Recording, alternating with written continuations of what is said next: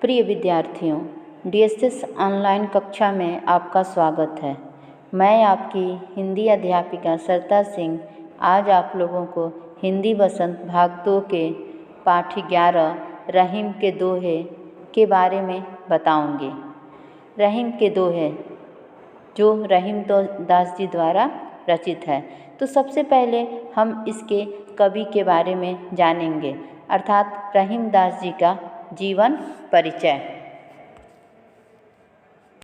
रहीम दास पूरा नाम अब्दुल रहीम खान खाना, जन्म सन 1556 ईस्वी, मृत्यु सन 1627 ईस्वी। अब हम रहीम दास जी के जीवन परिचय को थोड़ा विस्तार में जानेंगे। रहीम का पूरा नाम अब्दुल रहीम खान खाना था। रहीम दास जी का पूरा नाम अब्दुल रहीम खान खाना था। उनका जन्म 17 दिसंबर सन 1556 ईस्वी को लाहौर, जो अब पाकिस्तान में है, वहाँ हुआ था। ये अकबर के संरक्षक और बैरम खां के पुत्र थे। रहीम दास जी के पिता का नाम बैरम खां था, जो मुग़ल बादशाह अकबर के संरक्षक थे। अकबर ने बैरम खां को हज पर भेज दिया। मार्ग में उनके शत्रु ने उनका वध कर दिया। अकबर ने रहीम एवं उनकी माँ, रहीम दास जी की माँ का नाम सुल्ताना बेगम था, जो कि एक कवित्री थी। तो जो अकबर थे, मुग़ल बादशाह अकबर, तो जब इनके पिता का वध हो गया, तब अकबर ने रहीम एवं उनकी माँ को अपने पास बुला लिया तथा दोनों की स्वयं देखभाल की तथा उनका भरण पोषण का प्रबंध भी किया। अकबर ने ही रहीम की शिक्षा की समुचित व्यवस्था की। मुल्ला मोहम्मद अमीन रहीम के शिक्षक अर्थात गुरु थे। रहीम जी के गुरु का क्या नाम था? तो मुल्ला मोहम्मद अमीन। मुल्ला मोहम्मद अमीन ने ही रहीम दास को तुर्की, अरबी व फारसी की शिक्षा का ज्ञान दिया। रहीम अकबर के दरबार के 9 रत्नों में से एक थे। अकबर के दरबार में 9 रत्न थे, उनमें से एक रहीम दास जी भी थे। वे अकबर के प्रधान सेनापति और मंत्री भी थे। वे वीर योद्धा थे और बड़े कौशल से सेना का संचालन करते थे। रहीम दास जी की पत्नी का नाम महाबानो बेगम था और इनकी 2 पुत्रियां और 3 पुत्र थे। उनकी दानशीलता की अनेक कहानियां प्रचलित हैं। सन 1627 ईस्वी में उनकी मृत्यु हो गई। रहीम दास जी की मृत्यु कब हुई? तो सन 1627 ईस्वी में। अब हम रहीम दास जी के रचनाएं एवं कृतियों के बारे में जानेंगे।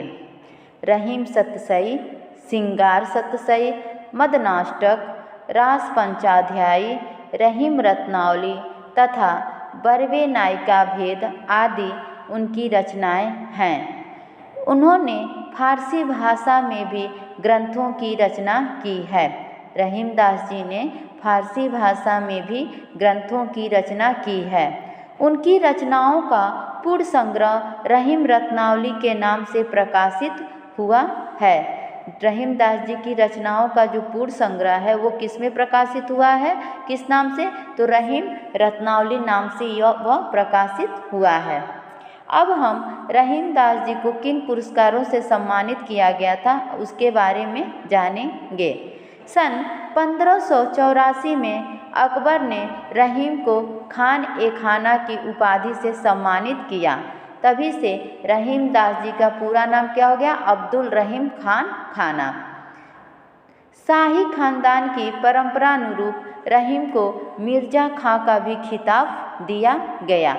तो ये था रहीमदास जी के जीवन के बारे में, उनका जीवन परिचय, उनकी रचनाएं तथा उनको किन पुरस्कारों से सम्मानित किया गया। अब हम रहीमदास जी के दोहे जो हैं तो उसमें रहीमदास जी ने हमें क्या बताया है तो उसके बारे में जानेंगे। पाठ से संबंधित कुछ बातें। बच्चों, रहीम के द्वारा लिखे गए यह दोहे हमें जीवन की वास्तविकता का परिचय देते हैं। इसके साथ ही प्रेम, त्याग और हर परिस्थिति का सामना सहज भाव से करने की प्रेरणा भी देते हैं। दोहे शब्द का अर्थ होता है ऐसी कविताएं जो सिर्फ 2 पंक्तियों में लिखी जाएं। दोहे शब्द का अर्थ होता है ऐसी कविताएं जो सिर्फ 2 पंक्तियों में लिखी जाएं। रहीम द्वारा लिखे गए इन दोहों में बहुत ही कम शब्द होते हैं, लेकिन इनका अर्थ बहुत ही क्या होता है, गूढ़ होता है। इस पाठ में दिए दोहों में भी सच्चे मित्र, सांसारिक मोह माया और परोपकार जैसी भावनाओं का चित्रण बहुत ही प्रभावशाली ढंग से किया गया है। तो ये था पाठ से संबंधित बातें कि दोहों में रहीमदास जी ने हमें क्या बताना चाहते हैं या हमें क्या बताया है। अगले वीडियो में हम उस दोहे को पढ़ेंगे और उसके भावार्थ को समझेंगे। उम्मीद है कि आप लोगों को रहीमदास जी के जीवन परिचय समझ में आया होगा। धन्यवाद।